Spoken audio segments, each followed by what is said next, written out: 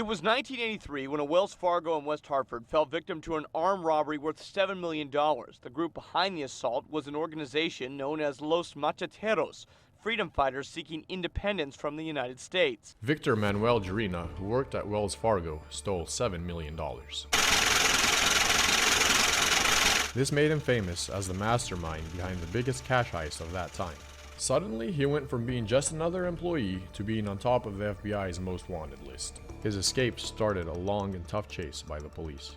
September 12th, a Wells Fargo employee, trusted and unassuming, Gerena was to become the protagonist in a tale of deception leading to the biggest cash heist America had ever seen. What drives a man to cross the line? What price does one pay for a shot at ill-gotten wealth? We are about to peel back the layers of the story, dissecting the heist, the man behind the mask, and the getaway.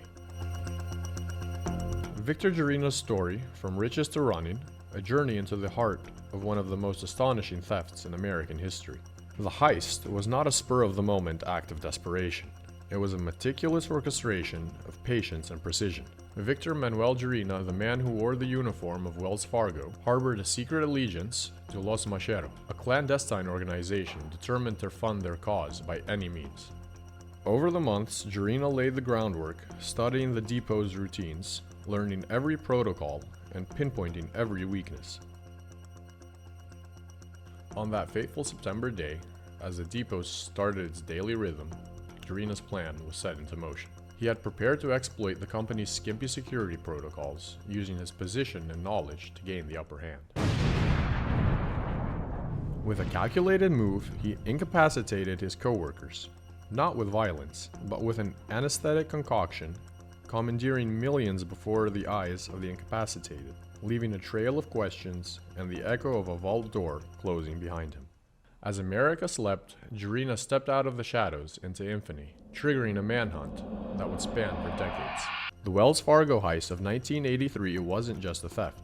It was a statement that sent ripples through the underbelly of America's criminal history. After the heist, the world outside the depot remained oblivious to the storm that had just hit.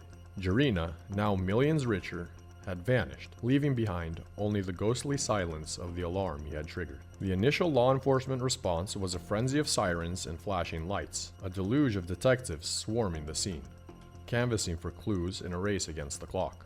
Gerena was already a ghost, his name whispering through the ranks of the FBI as they pieced together the puzzle he left behind. They scored for fingerprints, pored over tapes, and chased down every lead, but the trail was cold. The heist had been clean, the escape cleaner.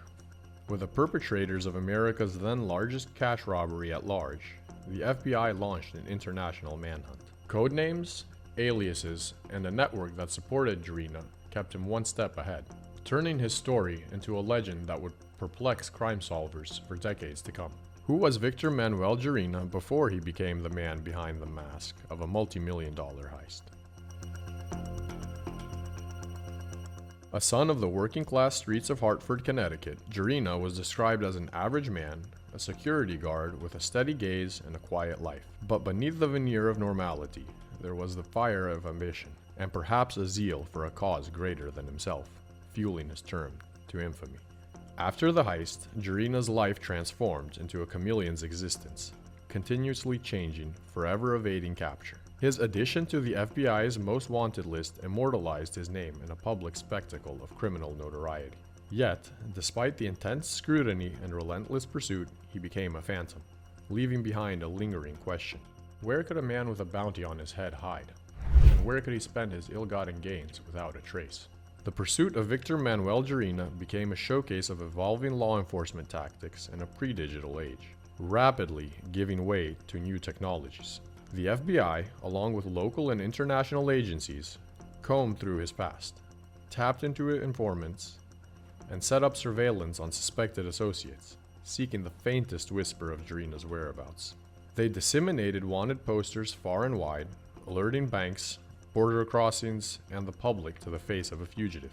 As the case grew colder, they turned to forensic accounting, tracing the money trail, and hoping financial necessity would force Gerena into making a mistake. Close calls came and went, sightings reported from all over the globe.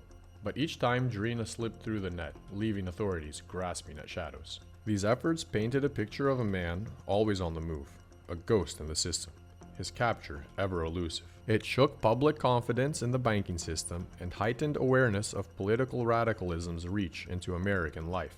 The public was riveted by the drama of the crime, following each development with bated breath. The financial system, spurred by this breach, tightened security protocols, revamped employee screening, and reinforced the surveillance apparatus. In the legal arena, the case led to intense discussions about jurisdiction and the challenge of prosecuting crimes with international implications. Subsequent policy changes focused on improving interagency cooperation and the development of more sophisticated methods of crime prevention and prosecution. The narrative of Victor Manuel Gerena reached its climax when law enforcement came tantalizingly close to his capture in a coordinated search.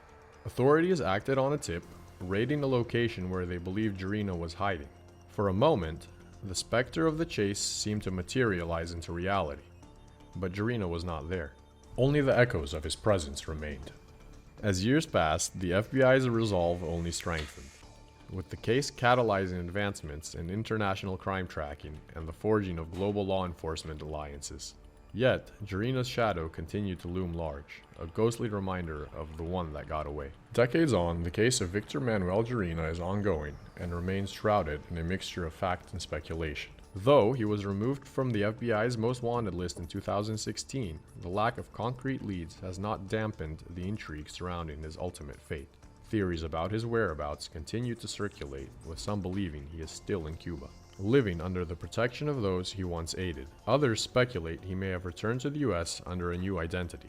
The FBI maintains a standing offer of a reward for information leading to Gerena's capture, a testament to a case still active in the canals of America's mysteries.